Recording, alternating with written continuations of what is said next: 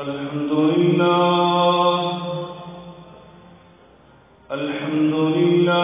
رب العالمين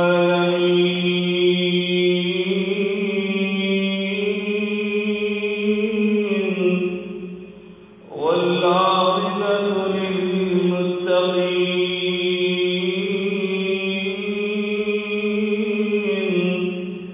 والصلاة والسلام على سيد المرسلين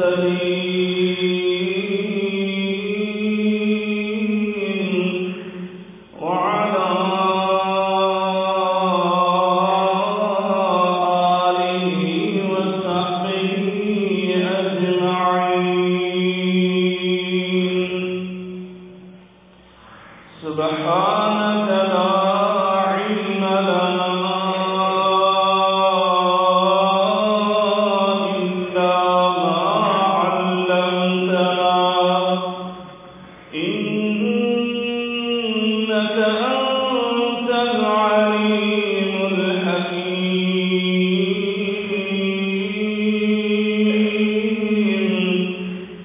رب اشرح لي صدري ويسر لي أمري واحلل عقدة من لساني يفقهوا قولي. أما بعد فإن خير الحديث كتاب الله وخير الهدي هدي محمد صلى الله عليه وعلى آله وسلم. وشر الأمور محدثاتها وكل محدثة بدعة وكل بدعة ضلالة وكل ضلالة في النار.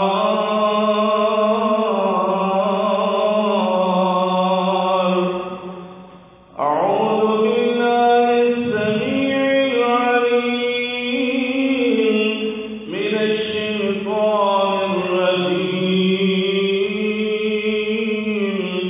بسم الله الرحمن الرحيم. ومن آياته أن خلق لكم من أنفسكم أزواجا ومن آياته أن خلق لكم من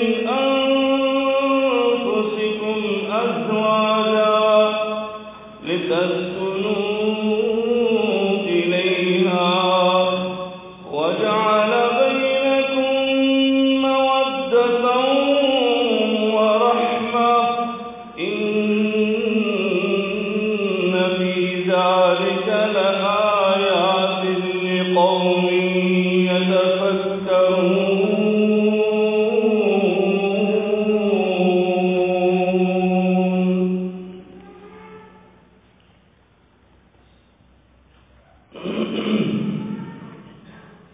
بزرگان ہند، برادران ملت، قابل قدر احترام ماں اور بہنوں، ہر قسم کی حمد و ثنا، بزرگی، برتری، بڑائی، کبریائی اللہ رب العالمین کی ذات بابرکات کے لیے ان گنت لا تعداد بے شمار درود و سلام سید الاولین والآخرین، امام المتقین، شفیع المذنبین، میرے اور آپ کے ہادی و رہنما جناب محمد الرسول اللہ صلی اللہ علیہ وآلہ آلہ وسلم کی ذات اثر پر ہوں. دوستوں اور بھائیوں، نکاح انسانی زندگی کی بنیادی ضرورت ہے. مرد ہو یا عورت، نکاح کے بغیر ان کی زندگی ادھوری ہے۔ جب تک کہ وہ نکاح کے رشتے میں نہ بن جائے، یہ ایسا مقدس اور پاکیزہ رشتہ ہے کہ جو انسانی تاریخ میں سب سے پہلا اور قدیم رشتہ ہے۔ یعنی انسان کی تخلیق کے بعد جو سب سے پہلا رشتہ معرض وجود میں آیا وہ میاں بیوی کا رشتہ ہے۔ ماں باپ، بہن بھائی، آل اولاد، یہ تمام رشتے جو ہے اس رشتے کے بعد معرض وجود میں آئے۔ اسی اہمیت کے پیش نظر میرے اور آپ کے آقا علیہ الصلوۃ والسلام نے ارشاد فرمایا تھا، النکاح من سنتی فمن رغب عن سنتی فلیس منی۔ نکاح میری سنت سے ہے، اور جو بھی میرا امتی عمدن قصدن ارادتن نکاح کی استطاعت رکھنے کے باوجود وہ میری اس سنت سے اعراض کرتا ہے، وہ اس سنت کو ترک کرتا ہے، فلیس منی، میرا اس کے ساتھ کوئی تعلق نہیں ہے۔ اللہ رب العالمین نے بھی قرآن مجید فرقان حمید میں یہ ارشاد فرمایا، وَأَنكِحُوا الْأَيَامَ مِنكُمْ، جو تم میں سے تجرد زندگی گزار رہے ہیں، یعنی تنہائی کی، ابھی تک ان کی شادی اور نکاح نہیں ہوا ہے، تو تمہیں اللہ کا حکم ہے کہ تم ان لوگوں کے نکاح کر دو۔ اور پھر ایک اور مقام پر اللہ تعالیٰ فرماتے ہیں، فَانكِحُوا مَا طَابَ لَكُم مِّنَ النِّسَاءِ مَثْنَىٰ وَثُلَاثَ وَرُبَاعَ۔ تو میں اللہ رب العالمین تمہیں حکم دیتا ہے کہ جو خواتین تمہیں پسند لگتی ہیں ان کے ساتھ نکاح کرو، 1 کرو، 2 کرو، 3 کرو، 4 کرو، یہ اللہ رب العالمین تمہیں اجازت اور رخصت دیتا ہے۔ دوستو اور بھائیو، یہ رشتہ ازدواج اتنا اہم ہے کہ عام انسان تو عام انسان اللہ رب العالمین نے اپنے انبیاء کرام علیہم الصلوۃ والسلام کے بارے میں قرآن مجید میں یہ ارشاد فرمایا، وَلَقَدْ أَرْسَلْنَا رُسُلًا مِّن قَبْلِكَ وَجَعَلْنَا لَهُمْ أَزْوَاجًا وَذُرِّيَّةً۔ ہم نے آپ سے پہلے بھی بہت سارے رسول اور پیغمبر بھیجے، وَجَعَلْنَا لَهُمْ أَزْوَاجًا وَذُرِّيَّةً، اور ہم نے ان کے لیے بھی بیویاں اور ان کو بھی اولاد عطا کی۔ دوستو اور بھائیوں، اس رشتہ ازدواج میاں بیوی کے اس رشتے کی اہمیت کا اندازہ آپ اس بات سے بھی لگا سکتے ہیں کہ میرے آقا علیہ الصلوۃ والسلام نے فرمایا شیطان ابلیس جو سب سے بڑا دشمن ہے، وہ ہر شام کو اس پانی کے اوپر سمندر کے اندر اپنا تخت لگاتا ہے اور اپنے چیلوں سے رپورٹ لیتا ہے، آج تم نے کیا کیا۔ ایک اس کا حواری، ایک اس کا سپاہی آتا ہے اور وہ کہتا ہے میں نے فلاں کو چوری پر لگا دیا، میں نے فلاں سے ڈاکہ ڈلوا دیا، میں نے فلاں سے یہ جرم کروا دیا، فلاں کو میں نے اس گناہ پر اکسا دیا اور یہ گناہ کا مرتکب کروا دیا۔ دوستو اور بھائیوں، وہ ابلیس اپنے ان تمام کارکنوں کو کہتا ہے تم نے کچھ بھی نہیں کیا، کچھ بھی نہیں کیا۔ اور ایک اس کا حواری آتا ہے اور وہ آ کر کہتا ہے میں نے آج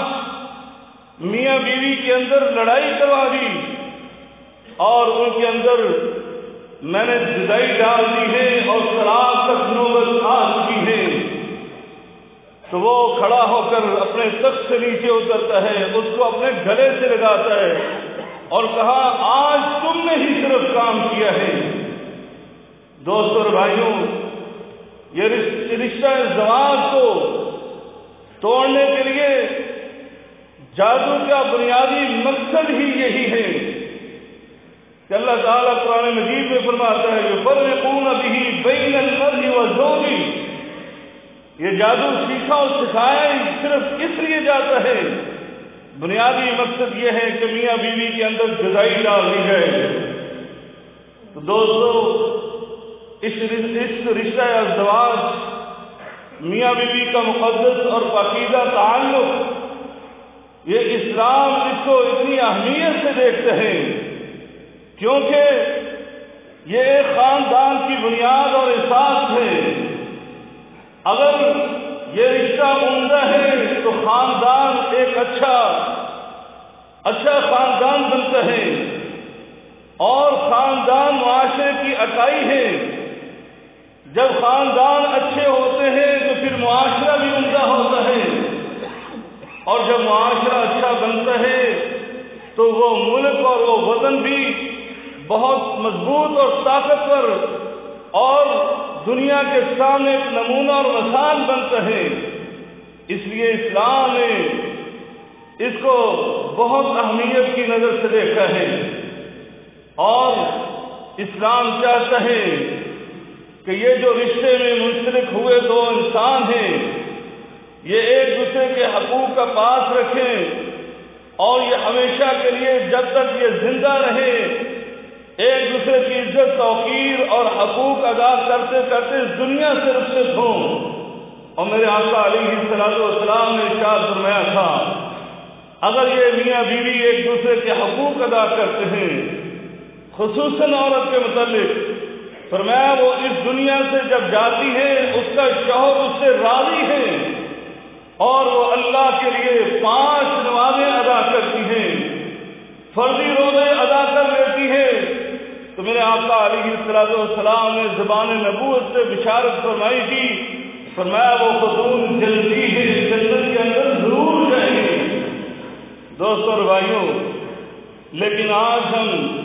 معاشرے کے اندر جب نظر دوڑاتے ہیں تو افسوس سے کہنا پڑتا ہے آج ان دونوں کے مابین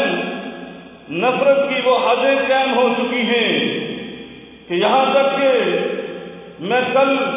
ایک رپورٹ پڑھ رہا تھا پاکستان کے ایک چھوٹے سے ضلع کی، اور اس ضلع کے حوالے سے میری نظر سے یہ رپورٹ گزری ہے کہ اس چھوٹے سے ضلع ایک ڈسٹرکٹ کے اندر 60,000 کیس درج ہوئے ہیں طلاق کے، صرف ایک ضلع کے اندر۔ اور یہاں پر میں نے آغاز میں جب میں کویت میں آیا تھا تو اس وقت یہاں کے ایک شیخ کے درس میں بیٹھا، اور وہ بتا رہے تھے کہ 70% جو نکاح ہوتے ہیں ان میں سے 70% نکاح جو ہے وہ طلاق پر ختم ہو جاتے ہیں، یعنی صرف 30% نکاح باقی رہتے ہیں جو کامیاب ہوتے ہیں۔ ایسا کیوں ہے؟ باوجود اس کے کہ اللہ رب العالمین اس نکاح کے حوالے سے، اس رشتہ ازدواج کے حوالے سے کہتے ہیں وَمِنْ آیَاتِهِ، یہ میری آیات میں سے ہے، یہ میری نشانیوں میں سے ہے، وَجَعَلَ لَكُمْ مَوَدَّةً وَرَحْمَةً، اور میں نے یہ رشتہ تمہارا ایسا بنایا ہے، اس کو ایسا مضبوط کیا ہے کہ جب میاں بیوی رشتہ ازدواج میں منسلک ہو جاتے ہیں تو ان کے اندر ایک خاص قسم کی محبت اور رحمت پیدا ہو جاتی ہے، جس کا مقابلہ اس کائنات میں کوئی رشتہ نہیں کر سکتا۔ لیکن اس کے باوجود ایسا کیوں ہے؟ دوستوں اور بھائیوں، میں آج آپ کے سامنے کچھ اسباب رکھنا چاہتا ہوں کہ طلاق کے اسباب کیا ہیں۔ یہ 3 اقسام کے ہیں۔ ایک جو ہے مشترکہ اسباب، یعنی میاں بیوی دونوں کی طرف سے ایک قسم کے ہی اسباب ہیں، اور دوسرے ہیں جو صرف خاص مردوں کی طرف سے اصطلاح کا سبب بنتے ہیں، اور تیسرا وہ رویے جو صرف خواتین کی طرف سے اصطلاح کا سبب بنتے ہیں۔ آئیے سب سے پہلے مشترکہ اسباب کے بارے میں جانتے ہیں۔ پہلا سبب یہ ہے کہ ہم جب اس رشتے میں منسلک ہونے لگتے ہیں یا ہمارا کوئی عزیز، تو وہ انتخاب کرنے میں غلطی کرتا ہے۔ وہ اپنی زوجہ اور رفیقہ اور یا اسی طرح جو خاتون اپنے شوہر کے انتخاب میں، یا اس کے والدین اپنی بیٹی کے، یا کوئی بھائی اپنی بہن کے شوہر کے لیے جو انتخاب کرتا ہے، وہ انتخاب غلط ہوتا ہے، وہ برابری کا انتخاب نہیں ہے۔ اس کے اندر انہوں نے یعنی صرف اور صرف دنیا کو سامنے رکھا۔ اگر سے میرے آقا علیہ الصلوۃ والسلام نے ارشاد فرمایا تھا تنکح المرأة بأربع، یعنی عورت کے ساتھ 4 خوبیوں کی وجہ سے شادی کی جاتی ہے۔ لمالہا، سب سے پہلی صفت یہ ہے کہ وہ امیر خاتون ہے، امیر ماں باپ کی بیٹی ہے، اس کے ساتھ شادی کی جاتی ہے۔ ولی حسبیہا، اور اس کے خاندان کی وجہ سے اونچا خاندان ہے، اسی وجہ سے اس سے شادی کی جاتی ہے۔ ولی جمالہا، اور اس کی خوبصورتی کی وجہ سے۔ ولی دینہا، اور اس کے دین اور ایمان کی وجہ سے۔ پھر میرے آقا علیہ الصلوۃ والسلام معلم انسانیت، محسن انسانیت نے خود سے اپنی امت کو یہ ارشاد فرمایا اور یہ راستہ دکھلایا کہ تم کامیاب زندگی گزارنا چاہتے ہو، اس رشتہ ازواج میں منسلک ہو کر پرسکون زندگی گزارنا چاہتے ہو، تم چاہتے ہو کہ تمہارے درمیان محبت کی زندگی گزرے، پیار اور الفت کی زندگی گزرے، اور سرخرو ہو کر اس دنیا سے تم رخصت ہو، تمہارے آنے والی نسل وہ تمہارا نام روشن کرے، تو فرمایا پھر تمہیں یہ چاہیے فرض بذات دین، تمہیں دین والی خاتون کو منتخب کرنا چاہیے۔ اسی طرح دوسری سائڈ پر میرے آقا علیہ الصلوۃ والسلام نے مردوں کے حوالے سے یہ کہا، یہ تو مرد کو کہا، اب عورت کے ورثاء کو کہا، اس کے والدین کو کہا اور اس کے بھائیوں کو کہا، اذا خطب الیکم من ترضون دینہ وخلقہ، فرمایا جب تمہارے پاس کوئی نکاح کا پیغام لے کر آئے، ایسا آدمی ہو من ترضون دینہ وخلقہ، جس کا ایمان اچھا ہو، جس کا اخلاق عمدہ ہو، تمہیں اچھا لگتا ہے اس کا اخلاق اور وہ دیندار تمہارے سامنے ہے، تو فرمایا فزوجوہ، پھر تم اس کا انکار نہ کرو، اس رشتے کو قبول کر لو اور اس کے ساتھ شادی کر دو۔ الا تفعلوہ تکن فتنۃ فی الارض وفساد عریض، فرمایا اگر تم ایسا نہیں کرو گے تو دنیا کے اندر فتنہ پیدا ہو جائے گا، فساد برپا ہو جائے گا۔ دوستو اور بھائیو، آج ہم نے اس چیز کو مد نظر نہیں رکھا، جس کی وجہ سے 100 نکاح میں سے 70 نکاح وہ صرف اور صرف اسی بنیاد کی وجہ سے وہ طلاق پر منتہی ہو جاتے ہیں، طلاق پر ختم ہو جاتے ہیں۔ آئیے دوسرا سبب کیا ہے؟ اسلامی تعلیم و تربیت کا فقدان، اسلامی تعلیمات وہ اس کا فقدان، اس سے ناواقفیت کی بنا پر طلاق ہو جاتی ہے، ہمیں پتہ ہی نہیں ہے اسلام نے اس کے کیا حدود بیان کیے ہیں، کیا اسلام نے حقوق بیان کیے ہیں۔ میاں بیوی کے حقوق سے ناآشنا ہے، اسی لیے کبھی شوہر سے زیادتی ہوتی ہے، کبھی بیوی سے بدتمیزی اور گستاخی ہوتی ہے، جس بنا پر پھر وہ نکاح ختم ہو جاتا ہے۔ اللہ رب العالمین نے قرآن مجید فرقان حمید میں یہ ارشاد فرمایا تھا، فرمایا وَلَهُنَّ مِثْلُ الَّذِي عَلَيْهِنَّ بِالْمَعْرُوفِ وَلَهُنَّ مِثْلُ الَّذِي عَلَيْهِنَّ بِالْمَعْرُوفِ وَلِلرِّجَالِ عَلَيْهِنَّ دَرَجَةٌ وَاللَّهُ عَزِيزٌ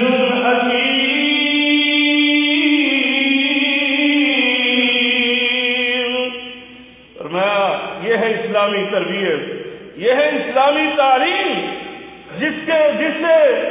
لوگ آگاہ ہی نہیں ہے، واقف ہی نہیں ہے۔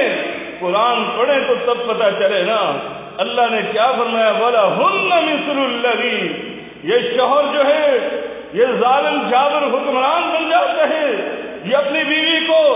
اپنے پاؤں کی جوتی سمجھتے ہیں۔ فرمایا ایسا نہیں ہے، بلکہ فرمایا وَلَهُنَّ مِثْلُ الَّذِي عَلَيْهِنَّ بِالْمَعْرُوفِ، جس طرح تمہارے اس پر حقوق ہیں بلکہ اس سے پہلے اس کے حقوق تم پر ہیں۔ اس لیے اللہ نے قرآن مجید میں کیا وسیع و بلیغ انداز اپنایا، پہلے اس کے حقوق کو بیان فرمایا وَلَهُنَّ مِثْلُ الَّذِي، فرمایا اس کے لیے حقوق ہیں بعینہ، جس طرح تمہارے اس کے اوپر حقوق ہیں۔ ہاں یہ ضرور ہے وَلِلرِّجَالِ عَلَيْهِنَّ دَرَجَةٌ، آدمیوں کو اللہ نے ایک درجہ بلند عطا کیا ہے، ان کو قوام بنایا ہے، ان کو ان کا حکمران بنایا ہے۔ بلکہ میرے آقا علیہ السلام نے ارشاد فرمایا تھا، گزشتہ خطبے میں ہم نے خواتین کے حقوق کے بارے میں بات کرتے ہوئے یہ بیان کیا تھا کہ عورت کے اوپر سب سے زیادہ اور سب سے بڑھ کر کسی کے حقوق ہیں تو وہ شوہر کے ہیں، اور مرد کے اوپر سب سے زیادہ اگر کسی کے حقوق ہیں تو اس کی ماں کے ہیں۔ اس لیے خواتین کو سمجھنا چاہیے کہ ان کے شوہروں کے ان پر کیا حقوق ہیں، لیکن مردوں کو بھی میرے آقا علیہ السلام نے فرمایا اتقوا اللہ فی النساء، فرمایا اللہ سے عورتوں کے بارے میں ڈرتے رہنا، اپنی بیویوں کے بارے میں فإنکم اخذتموہن بأمانۃ اللہ، تم نے ان کو اللہ کی امانتوں کے ساتھ حاصل کیا ہے، واستحللتم فروجہن بکلمۃ اللہ، یہ اللہ کے نام پر تم نے ان کو اپنے لیے حلال کیا ہے۔ اس لیے ان کے بارے میں، ان کے حقوق کو ادا کرنے کے بارے میں اللہ سے ڈرتے رہنا۔ دوستوں اور بھائیوں، تیسرا بڑا سبب جو ہے وہ ہے بد اخلاقی کا مظاہرہ کرنا، دل اور زبان کی نرمی، یہ ہر کامیابی کی ضمانت ہے۔ آپ اس دل کے اندر اور اس زبان کے اندر نرمی کو پیدا کر رہے، اور اللہ کی حکمت کو دیکھیے، اللہ رب العالمین نے یہ دو اعضاء جو کہ پورے اعضاء کے رئیس ہے اور دل تو حکمران ہے پورے جسم کے اعضاء کا، اللہ رب العالمین نے نہ دل میں ہڈی بنائی ہے نہ زبان کے اندر ہڈی بنائی ہے، کیونکہ ہڈی سخت ہوتی ہے۔ تو مطلب یہ ہے، حکمت یہ ہے کہ نہ زبان کے اندر ترشی ہو، نہ زبان کے اندر سختی ہو، نہ تمہاری دل کے اندر سختی ہو۔ ہمیشہ دل میں بھی نرمی رہنی چاہیے، ہمیشہ زبان کے اندر بھی نرمی رہنی چاہیے۔ جب اس طرح کا معاملہ ہوگا تو یقین جانے کبھی طلاق کی نوبت نہیں آئے گی، جب آپ بھی زبان کو سنبھال کر رکھیں گے اور خواتین بھی زبان کی حفاظت کریں گے اور دل کے اندر نرمی رکھیں گی اور مرد بھی دل کے اندر نرمی رکھے گا، کبھی طلاق نہیں ہو سکتی۔ اس لیے کہ میرے آقا علیہ السلام کے پاس ایک صحابی آئے اور آ کر انہوں نے نبی کریم صلی اللہ علیہ وسلم سے عرض کی، اللہ کے رسول وہ نسخہ کیمیا بتائیے جس میں میری نجات ہو۔ میرے آقا علیہ السلام نے فرمایا تھا املک علیک لسانک، اے میرے صحابی اپنی زبان کو اپنے کنٹرول میں رکھنا،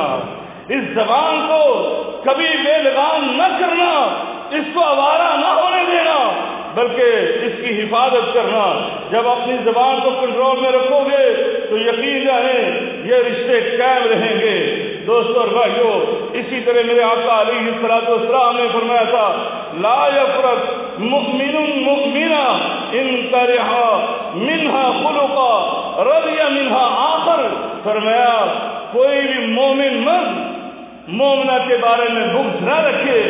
نہ ہی مومنہ خاتون کو، بیوی کو اپنے شوہر کے بارے میں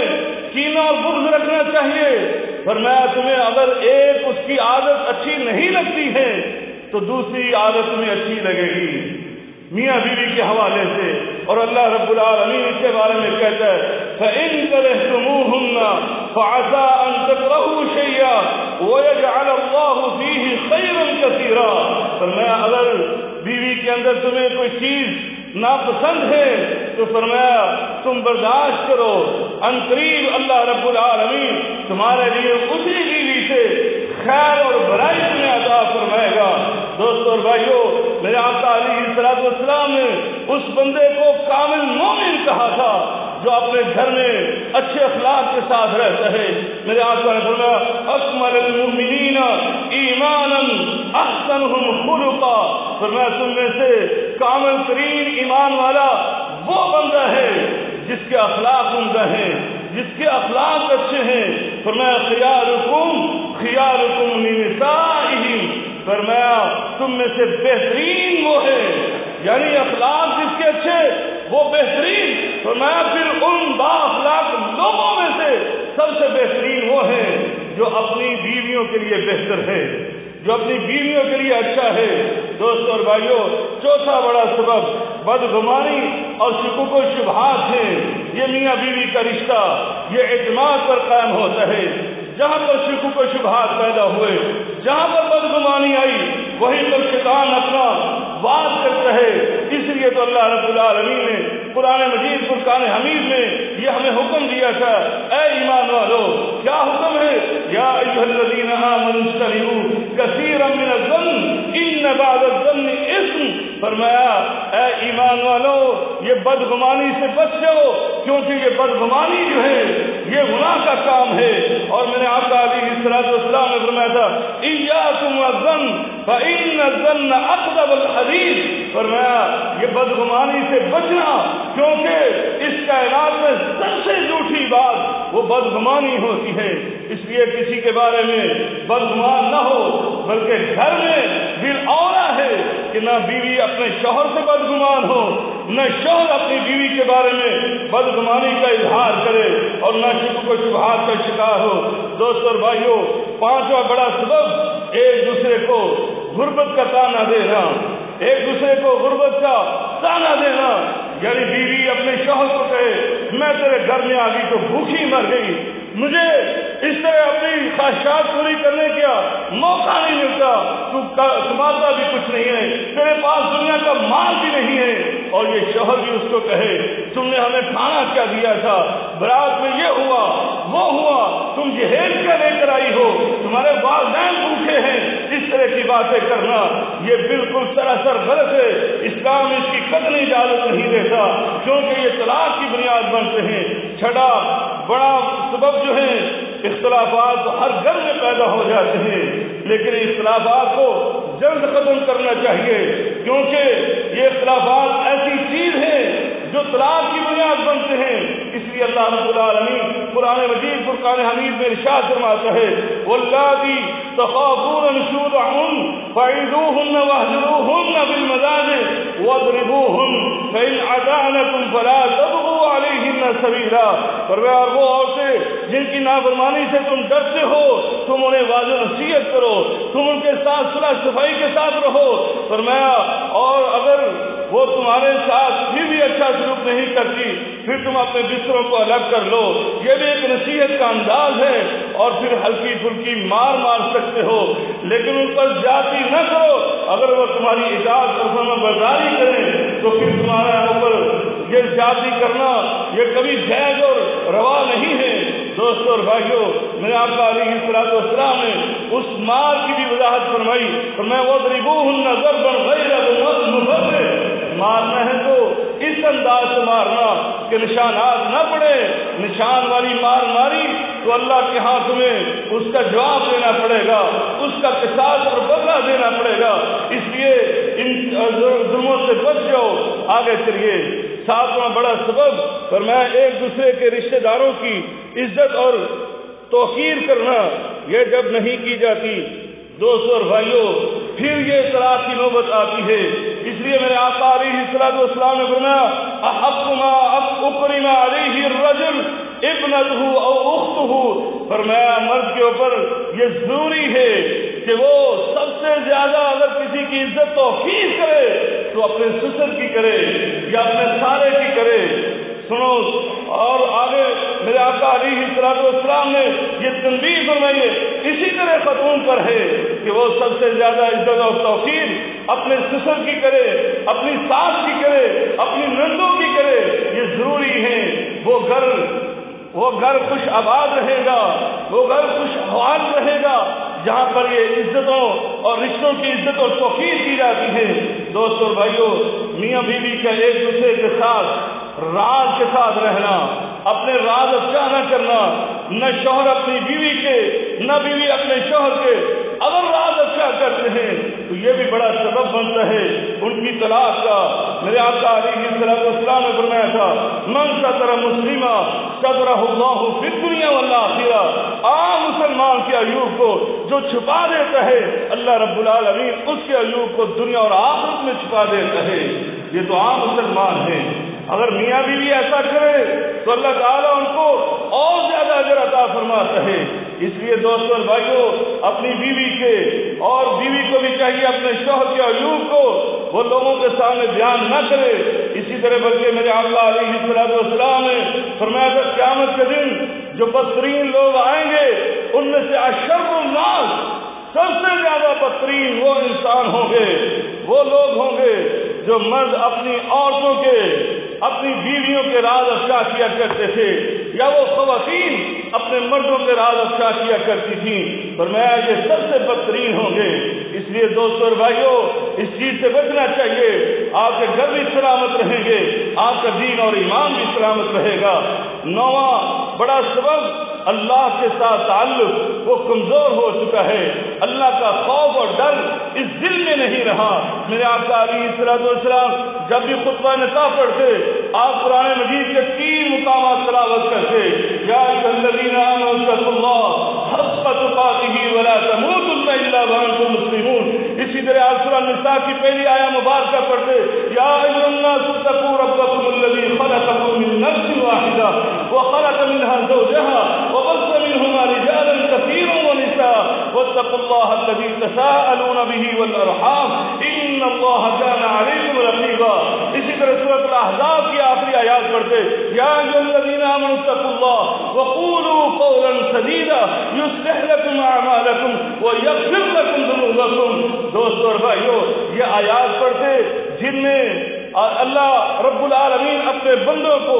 ایمان والوں کو 4 دفعہ اپنے تقوی کا حکم دیتا ہے، مجھ سے ڈر جاؤ، مجھ سے ڈر جاؤ۔ یہ 4 دفعہ اللہ رب العالمین اپنے بندوں کو کہتا ہے۔ اس لیے یہ نئے رشتے میں تم جڑ رہے ہو تو اس کے بارے میں اللہ سے ڈرتے رہنا۔ واتقوا اللہ الذی تساءلون به والارحام، فرمایا اللہ سے اس رشتے کے بارے میں ڈرتے رہنا۔ اگر تم نے اس رشتے کو توڑا تو فرمایا پھر دیکھنا اللہ رب العالمین تمہیں اس کا سزا کا حقدار بنا دے گا، یعنی ظلم کرتے ہوئے۔ دوستوں اور بھائیوں، اسی طرح 10واں بڑا سبب گناہوں کا ارتکاب کرنا، اللہ کی معصیت اور نافرمانی کے کام کرنا۔ جب انسان گناہوں کی دلدل میں پھنس جاتا ہے، یہ دل جس کے بارے میں کہا تھا اس کو نرم رکھو، یہ دل سخت ہو جاتا ہے کیونکہ جنگ آلودہ ہو جاتا ہے، اس کے اندر رحمت نہیں رہتی، اس کے اندر محبت بھی نہیں رہتی، اس کے اندر شفقت اور مودت نہیں رہتی۔ اس لیے یہ شکی اور قلب بن جاتا ہے، بات بات پر جھگڑتا ہے، اور اس گھر کے اندر پھر کبھی سکون نہیں رہتا، حتیٰ کہ نوبت یہاں تک آتی ہے کہ وہ گھر جو ہے وہ طلاق پر ٹوٹ جاتا ہے۔ اللہ رب العالمین ان گھروں کو سلامت رکھے۔ تمام مسلمان جو شادی شدہ ہیں، اللہ تبارک و تعالیٰ ان کے گھروں میں سکون پیدا فرمائے اور ان کے اس رشتہ ازواج کو قائم اور دائم رکھنے کی توفیق عطا فرمائے۔ وآخر دعوانا الحمدللہ رب العالمین۔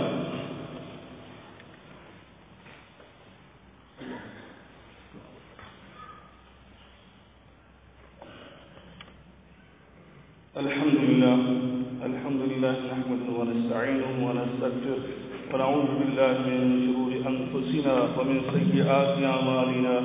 من يهده الله فلا مضل له ومن يضلل فلا هادي له، وأشهد أن لا إله إلا الله وحده لا شريك له، وأشهد أن محمدا عبده ورسوله۔ دوستو اور بھائیو،